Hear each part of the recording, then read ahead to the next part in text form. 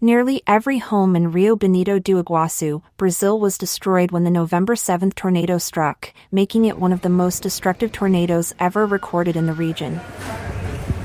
As aid began to pour in, Tzu Chi volunteers from Paraguay also joined the relief effort.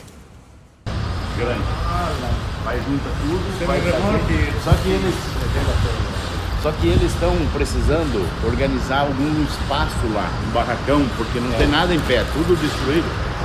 Então, primeiro, eles têm que abrigar as famílias.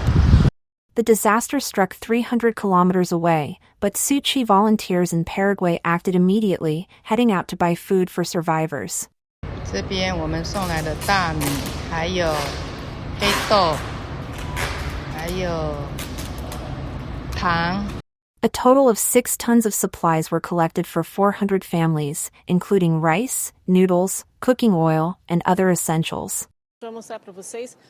Local media also covered the operation, helping the story reach more people.